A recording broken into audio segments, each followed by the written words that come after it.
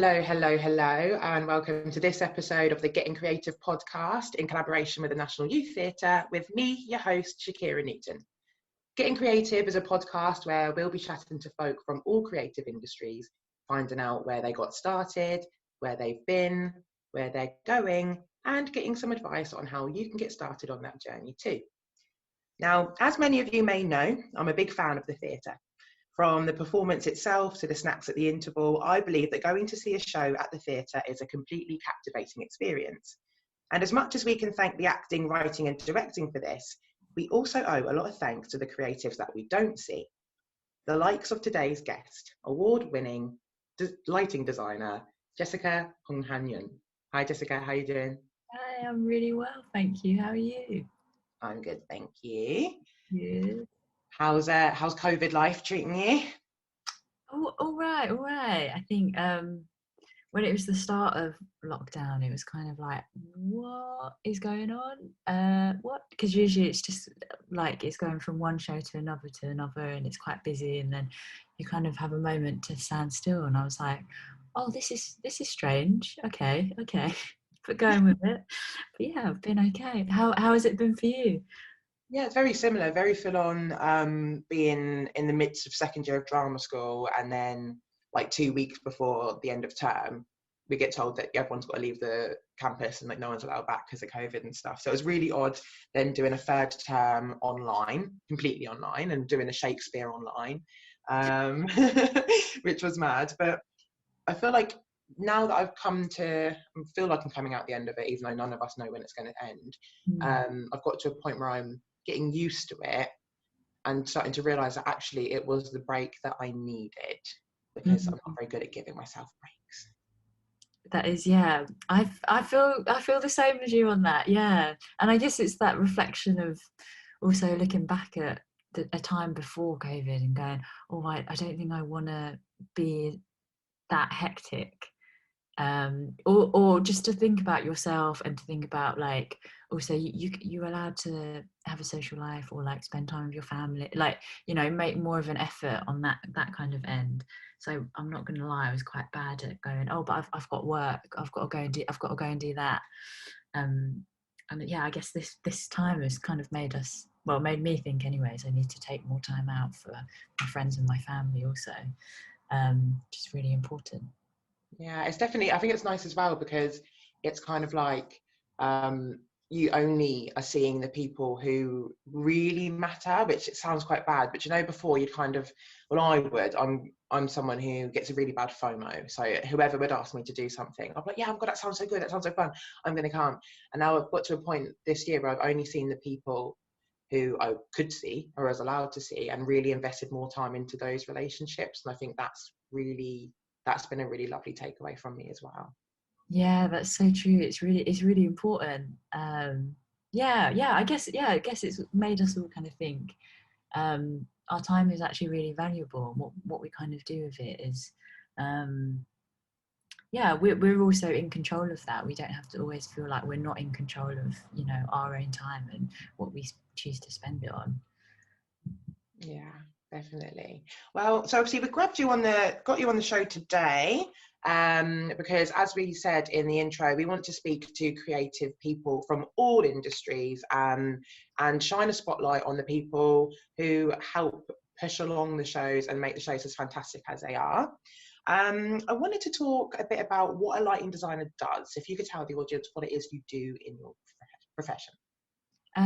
So as a lighting designer, I essentially help to tell the narrative, but through light, whether that be something that's super naturalistic, or whether it be something that's super contemporary. I'm always can be in the background, but also can be in the foreground of an audience's vision, helping to tell the story along with all of the other elements in a theatre show. Nice. And what is it that actually drew you to wanting to do lighting design? I'd say, so I originally started doing GCSE drama, and I chose GCSE drama because I thought I could pass it really easily because I wasn't very good at any other subjects. It is not easy to pass for anyone who's thinking that right now. um, I performed for like a very, very small amount of time, and I got terrible stage fright, couldn't act, couldn't remember my lines. It was all in all not a very good performer. But I went to a high school called Trinity Catholic High School in Woodford, and there was a technician there. We had a really small black box theatre with like very, very basic kit, but he was really great. His name's Pete, and he was really great at kind of going, oh, well, you're not really enjoying that, so why don't you try and sound or lighting? And I tried both of them and just really enjoyed doing lighting. And then from there on, he was the one who told me, you know, you can actually also do this at A levels, and then you can actually go and study this at drama school. And he's the person who really got me into it all.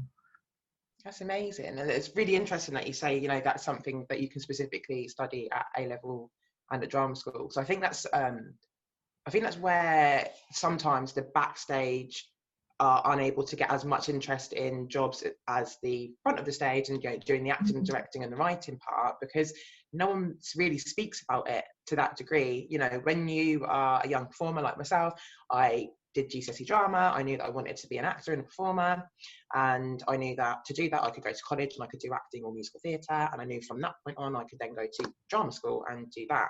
Whereas unless you have someone actually specifically telling you, you know, you can go and do this as a career, as from a young age, it's not really something that's going to be in your mind to think, oh yeah, like as a 4-year-old, I'm going to be a lighting designer when I grow up.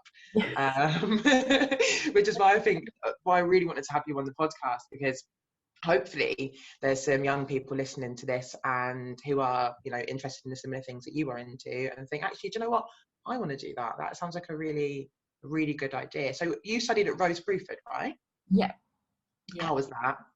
It was really great. I really, really enjoyed it. And the reason I really enjoyed it is because there's a lot of advice that I got from my tutors that still I use to this day. And also the way that I always remember when I went for my interview, I was like this really shy 17-year-old and was really nervous and really timid. And I remember I sat down in the canteen and a group, like this guy came up to me and he was just like, oh, you look like you're here for an interview. How are you doing? And I was like, oh, I'm really nervous. And like, he was like, oh, well, what are you going to study? I said, lighting design. And then it turned out he was on the lighting design course in his first year. And he was sitting with a load of his other friends who were also on that course. And he said, oh, everyone come over and let's come and talk to Jess, who's coming for her interview. And it was like, I don't know, it made me feel really at ease and it was really friendly. And that was like the first experience I had of kind of what the environment was like. And it was just really friendly. And then when I met Hans York, who interviewed me, he was really, really great. And it was really good at looking at the design side of lighting design, because you can also go into more of a technical side, so it could be more of the programming, more of the rigging, more of how to sort out the power, so more of that side of lighting, whereas this was specifically for lighting design. It was really great at making me view it in a very different way, of also understanding conceptually what light can become, what light is, and the fact that it's around us all day, every day. It's in paintings, it's obviously in photography, it's in so many different art forms, but it's not necessarily always thought of as important. So so it's quite interesting to see also the development of it over history and over time, and it becoming something that's very practical to something that's become a real art form and more of a design aspect. So it taught me a lot going there. It taught me a lot. I think that's really interesting what you say about it not really being deemed as important. Like I say, I've been somebody's performed since I was very young, and you know, the tech part of theatre, as an actor, it's just the longest day, because you just stood there and you're not doing what you're supposed to be doing. You just got to stand still in your costume and wait for someone to sort the lighting and stuff. And again, as an actor, you know, arrogant beings that we can be, it is very much about us, and we're the stars and we're doing this, and you really take for granted what the people backstage are doing and how much they're putting into it, and how much, you know, how without them, no matter how good of an actor you are, the show itself is going to be a lot less interesting and intriguing to watch. Because like you say, it is an art form. I mean, your Instagram itself is an art form. I think you've got the most aesthetically pleasing Instagram that I've ever seen. Oh, thanks. Yeah, I'm a bit of a, to be fair, my boyfriend's brother always kind of takes the mick out of me a bit for whenever he sees like a shadow on the floor. He's like, "Oh, look, Jess, you can put that on your Instagram." And always like, yeah, because I just love all of that stuff, and the fact that you can find light all around you every single day. And it's, you know, whether it be something that's natural sunlight to like a street lamp, to something that's artificial and man-made. Like, it's really interesting that it evolves around you throughout the day consistently without us realizing, and it also psychologically can affect your mood and how you feel, and whether that be with the color or just with the intensity or anything like that. It's really interesting. So that's why I always find it interesting to photograph my surroundings, and that's where I get a lot of my inspiration from for a lot of my designs. Yeah, and I mean, it shows within your work that it is something that is all consuming of you outside of the theatre as well. And I think with any type of creative work, writing, directing, you know, people who are really in it are into it at all times. There's not a time, as a writer, you're walking down the road and you can see something that is like inspires you, and then you start to like, oh, I need to write this down somewhere. And same with directors, you could see the way two strangers are speaking to each other, or talking, their physicality, and you're going to be like, okay, I'm going to take that and I want to put that into my theatre show. So, you know, it makes complete sense that as a lighting designer, you are looking around and you're seeing the shadows and how that falls onto that beautifully, and that creates that shadow. Like, Yeah. it's only going to show into your work, and it's only going to make your work even more beautiful that you're putting that much attention into it. And it also helps to just make you stop, yeah, just also stop in your day and like take your time and be aware of where you are in the world at that moment in time. Because I there's always one thing that I always think of, which is like that street that you walk down every single day to like go to the tube, go to the train station, go get a bus, or you cycle down, and you all like, the immediate thing is to put in your headphones and just block out all of your surroundings and get from A to B super quickly.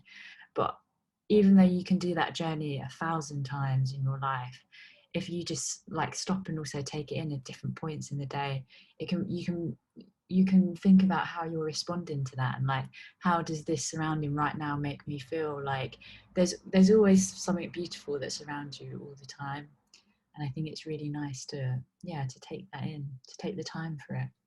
Yeah, it's a really good way to stay present, and I think that's really important for everyone. I'm really into my spirituality. I've already mentioned this on a podcast, so the listeners are going to be well over it. But I am a big fan of Eckhart Tolle, who's a spiritual leader, and he's all about being present and, you know, and noticing the stillness of nature and trying to take more of the day in. And I've been actively trying to, you know, if I'm going for a walk, I don't have to take my headphones. You know, I can just be in the environment that I'm in, and I don't have to be.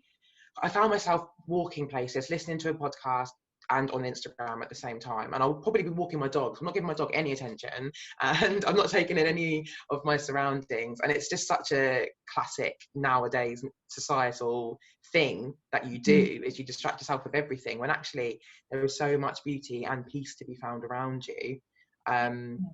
So, I mean, you're cracking it with that. You're already there. So one thing I want to chat about, because it's actually one of the shows that I went to see last year, is Etiquette. Yeah, I saw it at the Trafalgar Studios, and it was just fantastic in general. It's such a lovely, I mean, every single time that Etiquette is redone, it's obviously always done with something different, something special, but it really struck a chord with me, that production, and especially the lighting, the way that the lighting affected the storyline and the set, because it's very, for those who are listening who haven't seen this production of Etiquette, it's very minimal set, and the cast is multi-rolled, both as people and animals, and yeah, it's super minimal set, super minimal sound, but the lighting plays a massive effect in that. So Jessica, yeah, I want to have a chat with you about that. What was your best bits about working on that show? How did you come to finding the ideas? What inspired you to do the ideas that you ended up doing in the production? So yeah, I guess the best thing about doing that show is that show really taught me about collaboration. I always really loved collaborating with the team. So like the director, movement, you know, the associate director, the sound designer / composer, and set, and costume. And I love working really closely with kind of the creative team, because it means that you guys all together are also trying to dramaturgically figure out the show. And I think in order for everyone to do their job well, they need to understand what everyone else is doing in order to harmonize. Because you always want someone to come out of a production and go, wow, the whole of that production was great. Because that's what it's about. Is about, you are telling a story, you're telling a narrative, and that's what you're all doing. And I think that show really taught me, like, I really loved collaborating, but that it like almost took me to like the next step of collaboration and what it could be, and also how you can make theatre in, like, we read, like, the way that Ned kind of brought the room together. He always made us play games, including all of us, like, kind of backstage people, to come on stage and to like play lots of games. We did a lot of like we did some yoga sessions, which was also really nice. And the ethos of that was also that we also got to know the cast really well, which was really, really nice, and that we all felt like we were a team together, which I really appreciated. And I was also like, I get to do yoga every morning, that's great. Yeah, free yoga sessions every day. I mean, you cannot go wrong, can you? But I think you're completely correct when you say that you can tell when a theatre production has had everyone working together and been a collaborative project, and you can really tell with that, because that was genuinely one of the shows, or one of many shows that I've seen, but one of the shows in the last year or so that I've seen, I've been like, every part of that production was brilliant, and you can tell that it's because you all worked together. Have you got any other sort of standout shows for you, either recently or just over your career, your professional career as a lighting designer, that have been like, that you really hold close to your heart? 7 Methods of Killing Kylie Jenner is like, that was also a team that I really enjoyed working with. And that script, I always remember reading that and being like, what? It was just like, at one point, before there was like pictures of gifs, there was like YouTube links to like gifs and stuff, into memes, and it was just like, for me, that was like, reading that, it got me so excited, because I was like, how how does this work? But it was so exciting. It was really exciting working with Millie, and the rest of the team. And I remember meeting Millie, and I was kind of like, well, the reason I also wanted to meet you, because I want to know like what your vision of this is, because I'm really interested, because I had moments of like, maybe it could be this, maybe it could be that, when I was reading the script. But then I was also like, what? Like, how do you put Twitter on stage? And I think that was also a great example for me, and it taught me a lot, of working with that team, of how you also collaborate together, how you create ideas together, and I think all in all, like, also to have fun with whatever you're doing, because like, even though the subject matter can be really heavy and really hard to kind of like get through sometimes, kind of that the unity that you have as a team is really amazing, and the support that you can have for each other is really great. Yeah, I mean, what an innovative play in itself. I mean, that literally is a play like no other, isn't it? I mean, I've only read it, I've not seen it, but I was the same as you. I was like, huh? links. I've got to now type this whole link up to see what this visual aid is. But then when I did, I was like, I'm so happy that visual aid was there. Yeah, it was absolutely fantastic. Yeah, it's really brilliant. And it also, because like there was just so much, like it went from this Twitter world where there's just like so much going on to this like juxtaposition of this like naturalistic, you know, the bedroom world. And it was like, well, how do you know, we've got to really also, how do you put the audience on Twitter, feel like they are in Twitter or on the internet, which can be done in quite cliche ways. So it was trying to reinvent that, and how do we do that in a more exciting, vibrant way that's more present to today, of which that made us also go down the route of like, well, we need to go on the emotional journey that you go on when you go on the internet, essentially, and how we then put that onto stage. Yeah, I love that you mentioned the emotional journey that you go on when you go on the internet, because it is like it's a visceral thing now, isn't it? Before, when Facebook and social media first came out, it was very much like, oh, this is another fun thing that I can go on that isn't Bebo or Have a Hotel, where I can chat to my friends. Have a Hotel, I remember that. Way back, I used to love that one. A proper flashback then. Whoa. A very young Shakira who loves organising. I've always loved organising. So very young me being able to like have this room, this like virtual room where I could like make it perfect.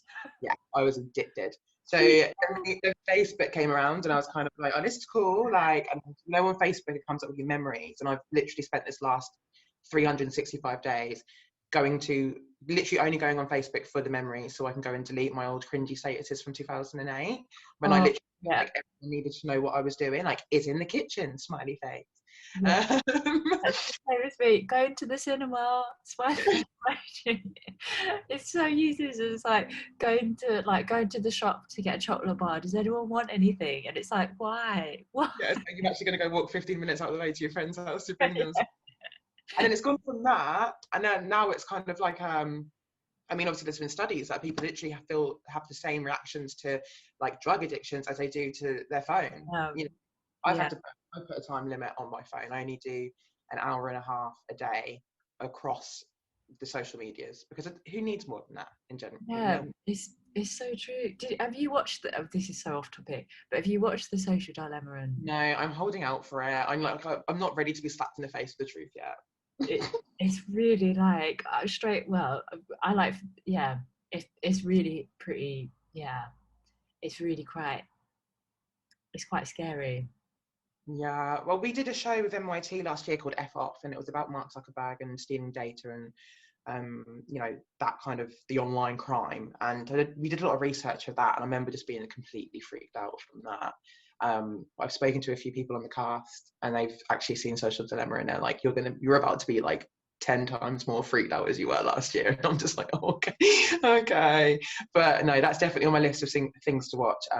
Sometime soonish, I think. I need to bite the bullet and just jump in the deep end and watch that. It's definitely, I just watched it, and straight away I was like, I need to delete everything, just to get rid of my phone. I need my emails. One of my friends has actually gone back to getting a Nokia brick phone after watching it. So I'm like, oh God, like I'm not ready. I'm not ready. I can't do that. Spotify, no. No, that's it. Oh my gosh. Did you get your free Google Mini Nest? Oh no, I didn't do that. Yeah, they giving them out for free for people who subscribe premium. And this isn't an ad, but I mean, if you want to sponsor us, then please do.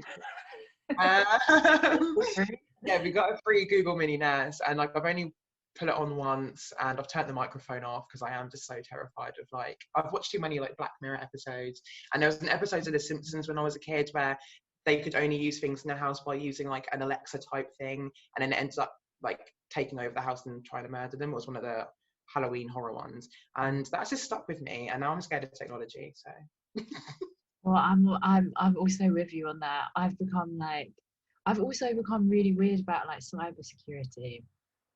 I don't know, like that kind of whole world, and like also this is really lame, really annoying, but basically I use Zoom, but then I like I always move it to the trash and have to re-download it every time I have a Zoom meeting because I'm like, I've got like, yeah. Yeah. Like, I've yeah. got a lovely little slidey thing here. Oh, nice. I've got my, mine is actually just a sticker. I've got, mine's not as fancy as a slidey thing. No, it came with the laptop. I was like, sold. Yeah, we'll have that one. Anyway, that was a big detour. So obviously in every creative industry there are highs and lows, both in the creative part and both personally. And I just wanted to have a chat and see if there's any sort of barriers that you've come up against as a young woman, as a young BIPOC woman, in this creative industry. Yeah. Well, I'd say that when I first started, I wasn't a lighting. I was trying to be a lighting designer, but definitely was not a lighting designer because there was so much for me to learn, and people don't give you lighting design jobs unless you have experience. And it was really, really tough. Like I came out of uni and was like, I need a job right now because I need to pay rent. I need to be able to survive. So I went and worked at Burberry, just like on the shop floor in Regent Street, just selling clothes because I was like, I need to pay my rent. And no one's given me a lighting design job because I have no experience, and it was really, really tough. And then from there I was like working at Burberry, but then doing part-time jobs as a technician, and I was crewing. And there were some crewing jobs where I got like, as soon as I turned up, they'd like judge me straight away and be like, oh, you like, you know, are you sure that you're here to do, you know, the like lighting, are you sure you're here for the lighting career? You like, or, you know, you'd get, I don't know, just get like comments about me being female and like kind of all of this stuff. And that also made my I was already not confident in what I was doing for them Korean jobs, and then that made me even less confident in myself. And that was really tough to overcome, because then that made me go, oh, well, if I can't do Korean stuff and I'm not very good at the technical side, that must mean that I'm never going to make it as a lighting designer. I'm going to be really like, I don't know what to do with my life. And it, you know, it just kind of makes you spiral out of control. And then you're sitting there and you're going, well, what did I go to uni for, you know, for 3 years for? Like, did this at A-levels. This is literally all I know and what I'm really passionate about. And I'm being felt like I can't do what I really want to do in life. And I think that was the hardest thing for me, was like, and also I guess taking the leap into then becoming fully freelance. So I just literally just like worked at Burberry and then decided to go traveling, to find myself, which I feel like I did, and I really, yeah, I feel like I did, but it made me more confident also in, because I was someone who was who could be quite shy at meeting new people, and very, very timid at meeting new people, and was very easily intimidated by, you know, anyone who kind of was from the industry, and I'd literally just like not talk because I just got so nervous. But then from going on traveling and having to just like meet new people and like have them experiences, it got me more confident in just going up to someone and just talking to them. So because you jump from job to job, you know, I had got more confident in just being like, okay, cool, you're my head of lighting, okay, I'm just gonna tell you what I need and all of these things. And whereas before I'd be more like, oh, sorry, can I take 5 minutes of your day? Yeah, and I think it's the same in any job, isn't it? Creative or not. It's always, if you are a somewhat timid young female and you're around a lot of men who have been doing it for years, then they are immediately going to just tie you with that brush. Unless you are, you know, someone who is just super confident and comes in and is just kind of like, I mean, you don't even have to be showboaty. You just be assertive. One of my housemates, I'll give her a little shout out to Nibbit. She's just done, she's just finished her 3rd year at East 15 doing stage management, and she's super confident. You know, she knows what she wants. She's very good at taking charge, and I think due to that, she doesn't experience it in the same way that you have. But regardless of that, it's people are multifaceted and they come in all different shapes and sizes and personality types, and it's just such a, it's like, when are we going to get over that just because I have female genitalia, that I'm still able to do this job, I've still got this job, like I'm here, I've not just walked in off the street. Yeah, and also just be nice.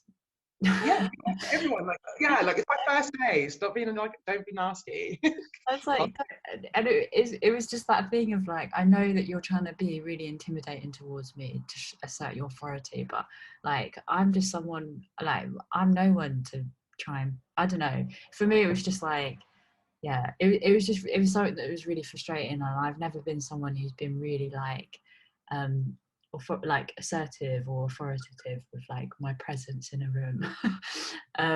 But it's, yeah, so it was quite frustrating when, but there were some people obviously who I met who were absolutely amazing and who were really great at bringing me under their wing, and they could tell that I was someone who wanted to learn but was just very, very timid and to myself when it came to jobs. But yeah, then there was the other end who were just, yeah, just wanted to assert their dominance, and I was like, just chill out.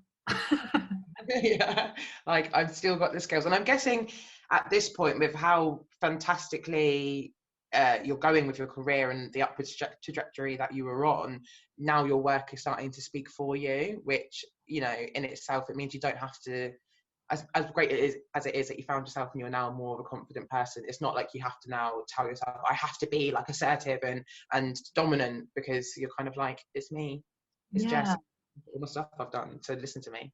yeah, it's more like I'm more confident in myself, therefore when I, yeah, because I'm more confident in my work and what I do, um I less question myself. So obviously there are still times where I do, because everyone does, but I do it a lot less, which means that, or there's also a lot of things where I remember like emails and stuff, I used to get so stressed out when I first left uni, about sending the right email and being like, oh god, have I phrased it right, have I, oh god, what if they read into that wrong, or also vice versa, like reading an email being like, they hate me, they're off with me, like what. But now obviously like you get used to that, you understand what that, also people in a rush, like it's just the way that an email is formatted, like there's lots of little things that you just like pick up on the way, and you develop, kind of without realizing. Also, email etiquette isn't really a thing unless you work in an office, I've noticed, because I used to work in an office and Yeah, everyone had to like stick to a protocol of how you email people. But now, being like in the creative industry and I'm networking, I'll be emailing casting directors, or you know, when I first started emailing the head office of NYT to like pitch this idea of this podcast, and you know, I thought I'd make it very formal, and then they'll email back like it's on a WhatsApp, and I'm like, oh, okay, oh, yeah, you're actually loads more chilled than I thought you were going to be. it's so true, because I also remember like meeting directors for the first time, I used to get like so nervous, I'd be like, oh god, oh, it's like an interview, but then like you meet them and you're literally going for a really nice coffee and just talking about a script that like, yeah, you probably really enjoyed reading, and you're really like, oh yeah, I had this really great idea, and it's really fun, it's a really fun experience to have. And then also meeting a new director for the first time and being like, oh, I get your vibe so much, I'm really enjoying this is like a brilliant, like you just get such a great vibe, and it gets you really excited, because you're like, oh god, if I do get it, then it's really exciting, because I feel like we'd work really well together. um yeah, and it's a really nice feeling. Because that's what it's all about, really, when it comes to creative jobs. I mean, most jobs, but mainly with creative jobs, is just meeting people that you want to work with. It's Yeah. really a show, because you're spending so much time with them. The last thing you want to do is hire someone, whether it be an actor or someone in the stage crew or the director itself, if they're being like not fun to be around, or they're being difficult. It's kind of like, I've got to spend however many months of you now, depending if it's a tour or not. Yeah. You know, And working with you. it's never a show is already as hard as it is. Like we don't have to be dealing with like not very nice people. Yeah, that's it. And I think I don't know if it's the way it's just portrayed in films itself, or maybe it's just the way things were before and they've gotten better now. But like when you watch films and stuff when you're younger, and you look at like the backstage and the people who work in theatre or TV, and you've got like the dragon director who's really strict and really rude, and a drama queen or king, and you know, you have like the same with an actor who just like expects everything and is really entitled, and you know, Mm. and then you end up meeting people and you're like, oh, we're all just human beings, and we're all just kind of here together to try and make this thing really good. So Yeah, I mean, you do exactly. come across those people. Those people still do exist, but they're the minority now. You mentioned earlier about art and being inspired by art, and I read somewhere that hold on, let me have a look at my notes. It was with Rockets and Blue Lights that you got in, that you were, that the play itself, sorry, was inspired by a painting, and I was wondering if that was anything. Did you then go and have a look at the painting and have anything from that? Yeah. So Rockets and Blue Lights was by a painter called Turner, which is actually in Tate Britain, but you have to like book to go and see it. But it kind of informed like parts of my design in terms of like the colors and the palettes, but also like the brushstrokes of kind of the painting, and like the blurs of color that kind of like melt in together, which is kind of what I kind of try to recreate on stage, as though he was creating that painting throughout the show in a way, but in a really conceptual way. So you won't exactly see the painting on stage at the end, but it was kind of the idea of like, you know, that painting and what he kind of went through, but also that story that kind of holds, and what happened around it, and all of that kind of embodied in this painting kind of influenced my color palette quite a lot also. Does that happen a lot? Is there any other shows that you've gone to an art museum and been like, that's the colour palette I want to use? Or was it just specifically because this play came from a painting? It was, I mean, it's weird because I like take a lot of inspiration from all of my references for like all of my designs are always from kind of lots of different art forms, or also my surroundings in general. And I'd say there was a lot of the time I also take it from movies. So from film, I usually take it from the pace and my emotional response to a movie. So if there's a movie that's like super fast paced, and there's a movie that I like really enjoyed. I actually watched it when I had a really bad day and didn't realise what it was about, and like cried my eyes out because it was really stressful. It's called Good Time by the Safdie brothers. But the pace that's in that is very similar to the pace in Punch Drunk Love, in terms of like it's just like it's really overwhelming, and it just doesn't stop, and it just gets more and more intense, and you're at this point where you're like, can it get even more intense? And it just keeps on upping the stakes, and then you just get so stressed out. But that I've used for a reference before, more for like the pace of the movie, and like the pace and like the way that they created that was like fast changing between lots of different shots, but as well as that, like the soundtrack and what they use for the sound, like continuously in the background, but almost at moments you kind of ignore it, but subconsciously it's really making you feel quite stressed out and feeling like you just need to be looking everywhere and quite agitated. So a lot of that, but also my emotional response to, well, I mean, it could also be to like a painting, but to film, it's also that if I've come out of a movie and been like, I've had a really visceral feeling, I don't quite know how I felt at the end, or it made me feel elated, or excuse me, or made me feel really elated, or it made me feel really sad or really confused, or I tend to use that, and then I like look back on, you know, how the director and that team has put together that film, because I'm like, oh, well, how did you do that? But then also on the other hand, I mean, a lot of Pinterest photos also. Yeah, mood boards. I love a mood board. Love a mood board.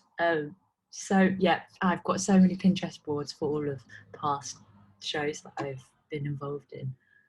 I think that's really interesting. I think, obviously, this is what I mean when people don't realise that when watching a film or watching a show at the theatre, how, you know, you have this visceral reaction to it, and when you leave, you know, you feel a certain way, you feel exactly how they've wanted you feel.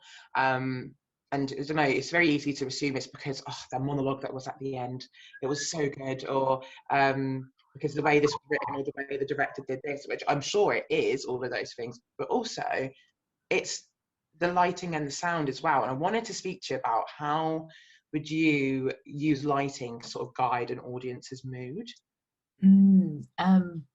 There's so many different ways you could go about it. But I guess like the main elements of lighting is like intensity, so the intensity of the light, the angle of which it's coming from, the color that you put into that, and how you use it in terms of rhythm and pace. So when you create these compositions on stage, how you move through that, is it a show that needs to go from, you know, like midday all the way through to midnight throughout the whole show? Like, how do you do that? Do you just do one really long fade throughout the whole show, or is it just a 20-minute fade to one stay and then that stays and then another 20-minute, like, you know, that's creating pace and rhythm that informs the audience also, like, oh, okay, it's the changing of the time of day, but not necessarily them realizing that. Or you can do something where or on the other end of that, you could do something which is, you know, you could do a show that's really contemporary and more like emotionally led. So an example in Equus is when Dysart has a really quite a long monologue at the beginning, near to the beginning. He's talking about his dream, which is a really violent dream that he has. And usually, you know, he's just standing there on stage, and for a monologue, you know, there's only so much that you could do with it if it's a certain style, if that makes sense. But the way that we kind of looked at it was that, well, it's really interesting because the content of what he's saying is really dark, and it's like, how do we help to support that artistically? So I did like these flashes of light, of really short bursts of color that almost like blinks of color, but they disappeared so quickly that you almost go, oh, did that really happen? And it's the same idea that his dream that he's having is very present for him and is very alive, but also it didn't happen, or did it happen? Like, it, you know, it's got this kind of flipped, mirrored, like meaning to it, which is quite exciting. But you can, so that's how you can also emotionally support a piece of text and emotionally support a narrative through the lighting. Is like, what exactly is that character feeling at that specific moment, and how do you heighten that to the audience? Yeah, I mean, that was one of the things that my friend who came to see Equus and I were discussing after we left, was we kept calling it subliminal lighting, because it was kind of like something would happen and then it would be like flashes or something, and again that it would affect you because you'd be like, oh, okay, wow, like I'm with you now. And you know, it would always be if something was erratic was happening on stage, now we all feel erratic together, and it just makes it a completely captivating and immersive experience. And I just think it's so intriguing, and that's why I could not wait to speak to you about all of this, because I was like, I actually get to pick the brain of someone who does that. But that's what's really exciting, is that aim of that is also that Dysart's character becomes more and more erratic in the way that he thinks, and he's really unsure, and he like starts to break down almost. And so it was trying to also reflect that and his kind of emotional state throughout the show. And so for an audience, it's also getting you to go like, oh god, my heart's really racing, what's happening, what's going on, oh, like, you know. And there's lots of little things that you can do through lighting that people don't realize that they're being influenced by, which I think is so exciting. Puppet master.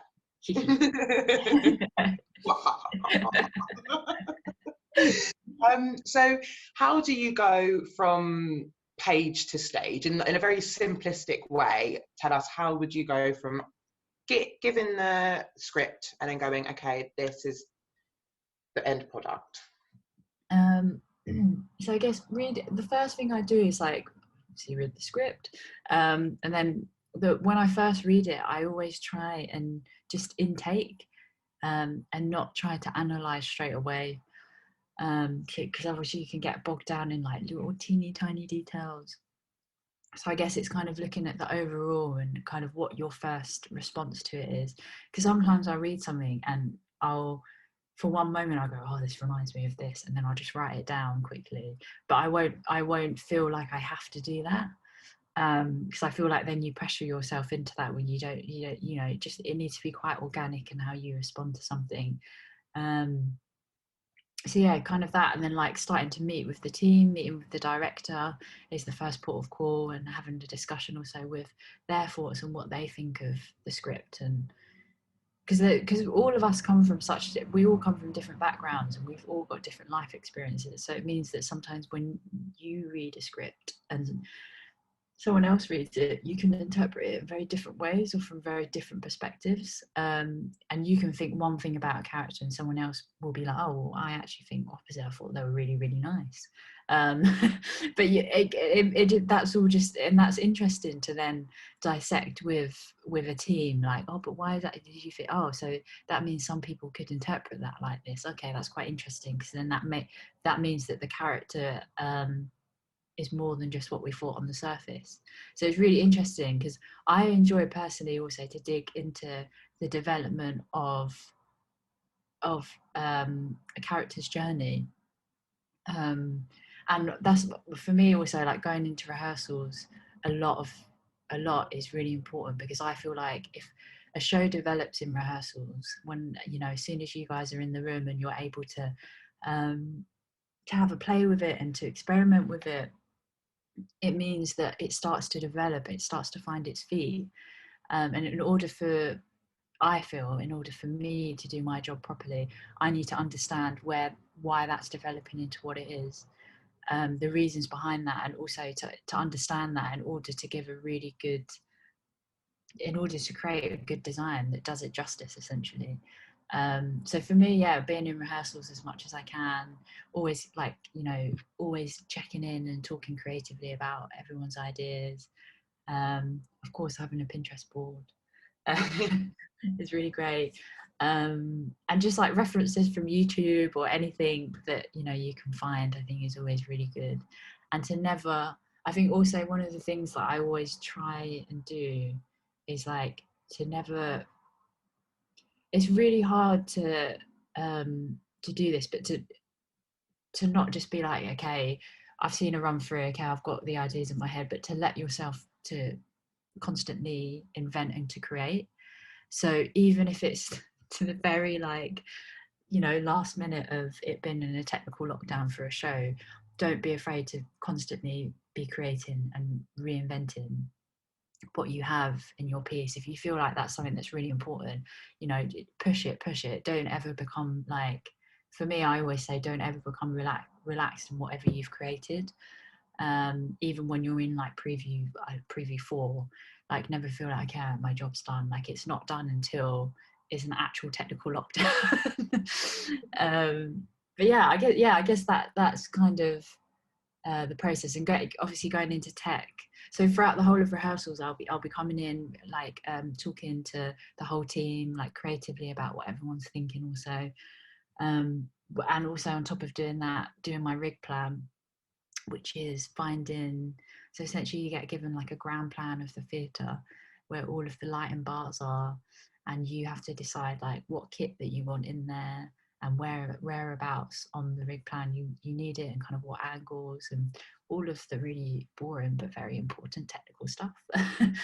And then yes, I'll be doing that, and then also I'll watch a rehearsal, and they'll be doing a particular scene, and I always have my script printed, and I always have like little long post-it notes that I do where I think that the cues will go, but I always do them on post-it notes so that I know that when I watch that again and it's developed again, that I can move them around, and that will essentially then create my cue list. Oh, excuse me. And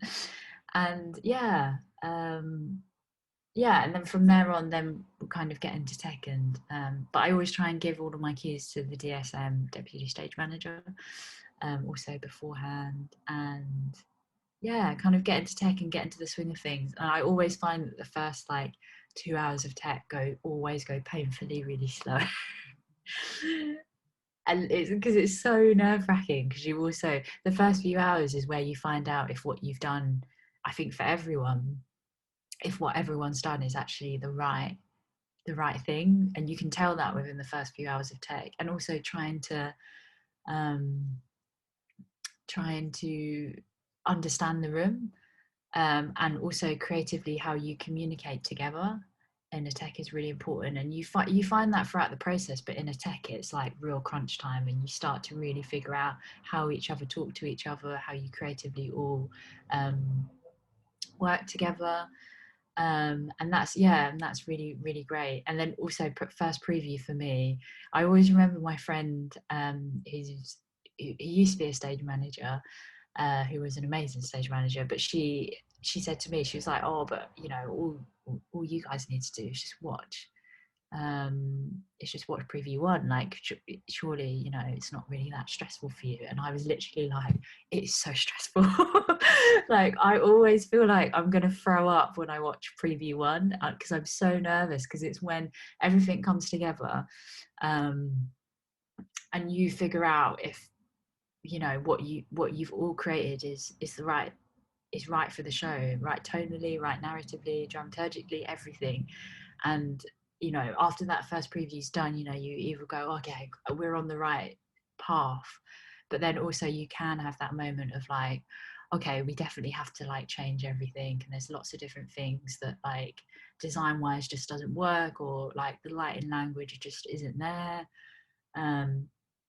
So yeah, it's really nerve-wracking. Even though we're just sitting there on our seats taking notes, it is also very nerve-wracking for the team who are watching on first Yeah, preview. everyone else, actors and everyone else, take note and listen, because I'm telling this to myself as well. Shakira, when you're listening to this back, listen. Stop moaning about tech. Because that's the thing, is like us outside of the tech box, we've spent the last month rehearsing, learning our lines, learning our blocking, figuring out our costumes, or like having our costumes brought to us, like knowing everything we need to do. We get to tech, we're already so over and done with it. We're like, we've been here, done this, let's get going, we want to perform. But what we forget is that you guys in the tech box haven't had a chance to work with us yet and figure out if the lighting that you've designed and figured out in your head is actually going to work with us as humans on stage. So we need to give you your time too, rather than moaning and be like, still on the spot to check. But it's because I think it's also hard for you guys on stage though, because you can't, because there's always lights in your face, or there's like loud sound going on, so you can't always see us also at our production desks being like all furiously running around being like, this Paper everywhere. yeah, paper going everywhere. So you don't necessarily see us like getting really like, because it's such a tight amount of time for us to essentially like also experiment with. So it's really hard, because you can have all of these amazing ideas, but at the end of the day it's like, but if you don't have the time to be able to fully experiment with an idea, it means that it can restrict you in some ways. But of course in previews, that is also the time where you experiment, with what you have and all of your tools. But also there's so many things sometimes when I come to a tech where I'm like, but at this moment I want to try 5 different versions of this. So it's having to figure out which one you really go with in tech for preview 1, and then like if that goes well you keep it, if not preview 2 then you go into plan B. But so there's always lots of things. But yeah, for you guys it must be really difficult, because you kind of also, It's not difficult. We're just being brats because it's boring. Like, it's not difficult to stand still. We've all done it before when we're queuing for things in the shop or Disneyland. We do it when it's something we want to do, but because none of us want to stand in tech, because we've been yeah. doing it for we've been rehearsing for a month. It's just us being entitled brats, really. So I'm saying this all again for myself and for any friends and loved ones who are in the acting industry, to give them a break. They've not even had a go yet, and we're already like, oh, I'm done with it. Let us have our rehearsal time. Yeah, let those guys rehearse too. Come on, we want this whole production to be good. I'm gonna remember this. So you mentioned earlier that you get a lot of inspiration from film. Is like TV and film something that you'd ever want to see yourself getting into, or are you really happy just doing theatre? I don't think I would. The roles for film and TV are really different for a lighting designer, because you also have to understand the camera and what that does. So like you'd be like a director of photography, so like a DOP. It's kind of like the equivalent, and then a gaffer would be like the head of lighting, I guess. So that, yeah, the roles are quite, you can definitely get into it if you want to, but it's something that I'm not really interested in so much. I wouldn't mind trying it, but it's not something. I think installation is like something that I'm really passionate about. And even though I did like lighting for theatre, when I came out, I was like, it would be really great. I got really into like installation light artists. Like, I was like, that's literally all my Pinterest was when I first came out of uni. And I always have a folder on my laptop, which is just like cool images Jess has found. And I just like pop them all in, and all of them are basically all really cool light and installation artists, like James Turrell, James Nizam, yeah, just like loads of different, Oliver Eliasson, but then also like architects. And if architects use light in a really natural light in a really particular way, then it really interests me. So I guess, yeah, more of my interest is like installation, even like architectural, but more artistic kind of architectural lighting. Yeah, because also I think it's starting to become more of a thing in architecture where light is seen as an artistic form rather than just a practical form, which I think is really interesting, because that is so important what your environment is for your mental state. It really influences how you feel. So, and I think that's really, yeah, that's really interesting. That's sick. I mean, yeah, I went to I can't say his name, the one that was at the Tate. You just said it. Oliver Eliasson. Yeah. Oh my gosh, that's so bad of me.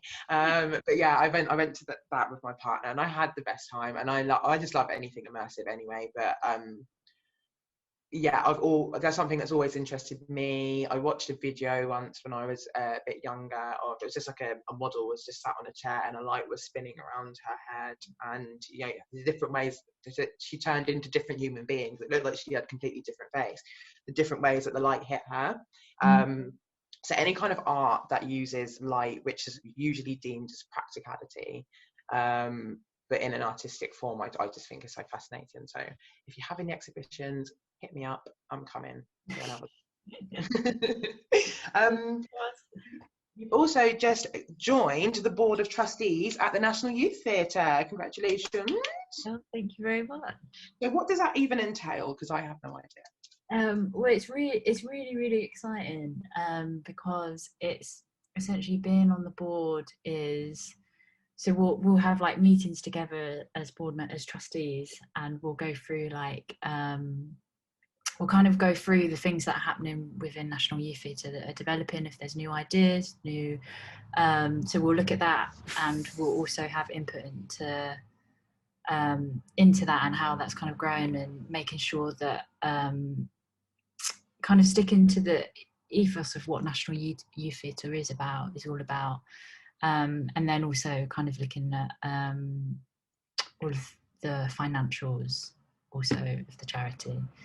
So yeah, it's quite a lot of responsibility, and it's a real big honour to kind of be asked to come on board for it. Amazing. This is so exciting. It's really exciting, and I think it's really great, because also they were talking about focusing on also the technical aspect of theatre, which I think is really great to do, because I was definitely really lucky in the sense that there was a technician at my school, but they're also at my high school, they're trying to get rid of the whole drama department completely. And if that hadn't have happened, then I would never be where I am today. And I guess it's also the importance of how accessible, theatre is to young people. It's something that I've become really passionate about, especially over the last few years, because it just made me appreciate kind of, I luckily fell into what I fell into in a way. But there's so many other people who also, would be really passionate about this, who are really talented and really love it, but they just never had the opportunity to explore that, or to know that you know that was there. So yeah, it's really important. That's exactly it, and that's one of the main reasons that I wanted to get you on and get this podcast going, because it'd be super fun as National Youth Theatre, or a podcast that's in collaboration with National Youth Theatre, to just spend our time chatting to everyone else in the creative industries, i.e. actors and writers and directors who we will be chatting to and have chatted to and I've had so much fun chatting to, but it's the interviews with people like yourself in the tech box, or people backstage doing costume design, etc., who we don't hear from. And I'm sure, like you've just said, there's so many young people out there who, if they knew that it was even an option for them, would go for it. And it's a shame.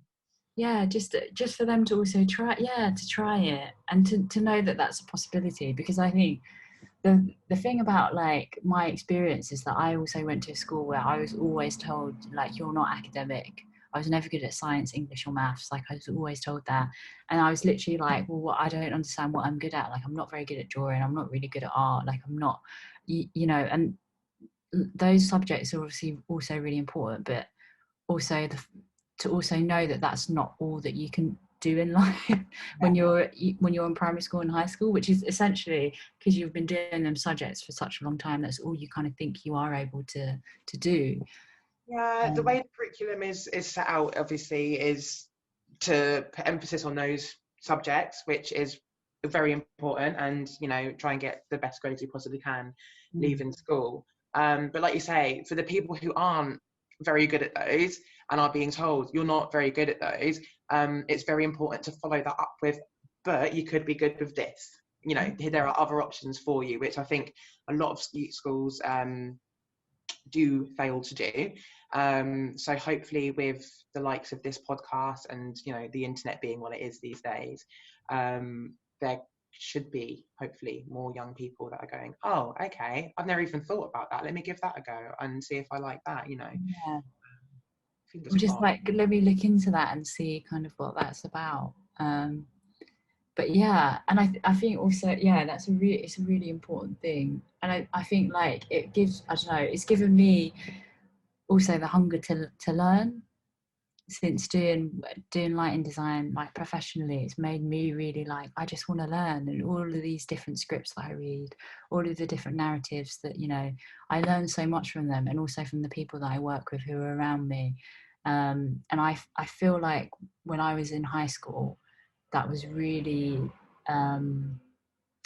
kind of stamped out of me in a way. I feel like I was quite rebellious in the fact that I was like, I don't want to learn, that's so boring, like what the hell, this is not useful. You're not good at these things. I remember I had the same thing with maths. Like, I was from a very young age told that I wasn't good at maths, so I would turn up to maths classes thinking, why would I try then?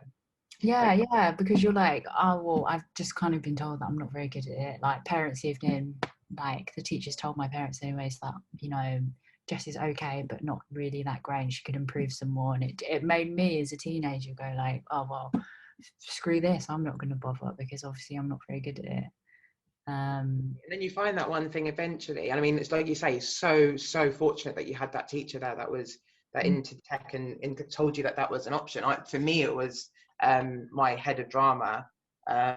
Wasn't even our teacher. He just came into our class one day for something and saw me do something, and was the first teacher really to ever tell me, you're good at this, you should continue to pursue a career in this.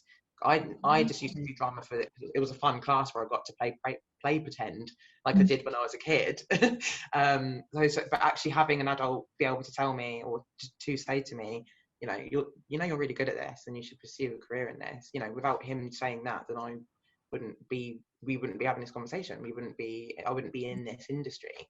And same with you. Obviously, we wouldn't be having this conversation, and you wouldn't be in this industry if it wasn't for that one teacher. So hopefully, if there's anyone listening who is unfortunate enough to not have any teachers that are bringing them inspiration, listening to this will. I hope this will, yes. Fingers crossed. So what's next for you? I know obviously the world is a bit weird at the minute and we don't know what's going on with theatre. So is there anything in the pipeline? Yeah, so I'm doing a show at Central for the MA students there called The Censor, which is really great. It's a really great script. And then I'm doing a show at the National Theatre, Dick Whittington. So that's the panto that they're doing, which is really exciting. Lovely. I've only ever seen Dick Whittington once, and it was last year, Christmas just gone, the Windrush version they did at Hackney Empire. Oh, amazing. It was really cool, yeah. So rather than him coming from Wales to England, he came from Jamaica to England. It was sick. But I love a pantomime, and I'm so happy that like pantomimes are still going forward, because that would be such a sad tradition to end just because of this horrible pandemic that we're going through at the minute. And I'm hoping, obviously, as we all are in this industry, that, you know, slowly but surely we're getting to a point where theatres are now opening and we're able to actually go and see more shows. We've all just got to obviously remember to be safe and social distance and wash our hands. In my head, I had this year just be like, you know, on December 31st, it's going to end and there won't be a pandemic anymore. But I think we're getting to a point where it's kind of like you were like, maybe that's not how it works. Oh. Yeah. I thought it's the end of 2020, so all the rubbish stuff has to stop. Surely. Yeah, surely we would have solved everything. Yeah. Like this 2020 was the only year where I'd like planned what I was gonna properly do, if that makes sense. So I was like really like 2019 was my year where I was like, okay, this is official, I'm gonna do this, like I want to do this like as a lifelong career choice. And then I was like, okay, 2020 it means I need to be more serious and like be serious with like all of the things that I need to improve. So I had this whole long list of like stuff that I was going to do to help me improve my craft. And then 2020 comes in and it's like, nah, that is not happening. There have been people, you are one of a long list of people I've spoken to this year who were like, this year I finally got my life together. This year I was finally like, I had a plan and I was going to do this, and then I didn't even get a chance to do it. And I'm like, yeah, same. I finally feel like I got my shit together. Finally. And then yeah, it was like I haven't had a holiday like abroad since 2018, and this year I had 3, and I was so excited because I'd like saved up and I was finally going to go, and then it was like none of them have worked. Where were you going to go? So mum and I, because my mum's from Dublin, mum was going to take me on my Easter break from school all around Ireland, like stay in Airbnbs and hire a car and drive around the Republic and show me like where she grew up and like the holidays she went on as a kid. And that was literally a week before Ireland went into lockdown. So we went to Cornwall instead, and whilst we were in Cornwall, England went into lockdown. So we were driving back from Cornwall, really worried we were going to get like stopped by the police and fined. And then me and my friends had a trip to Budapest for just a long weekend, which cancelled. And the most heartbreaking one was in August. My friends were supposed to be getting married in the south of France, and that obviously we couldn't go forward. Yeah, that was really sad for everyone, because, you know, them themselves wanting to get married and me wanting to be in the south of France in a vineyard. Yeah. It's like, cash, get me my wine.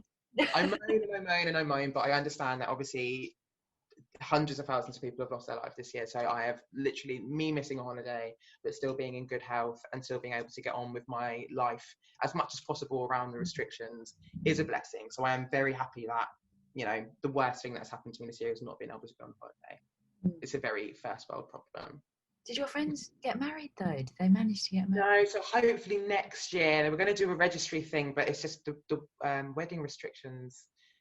You know how every restriction has been in the UK this year. It's like 1 minute you're allowed to do something, and then you book plan to do something that week, and then they go, actually no, you're not allowed to do that anymore. So yeah, hopefully I'm just telling them to scrap it all and just go to Vegas. I think they maybe because I want to go to Vegas. They should elope and just go Vegas. Just go Vegas. I'll meet you there. Be there with my cocktails. So if you had like some main points of advice, it might just be one point of advice to give to someone who is listening, who may not have a teacher to tell them, you know, like InDesign is a good idea, but have listened to this and might have been inspired by it, what would be your main advice for them to move forward in their path?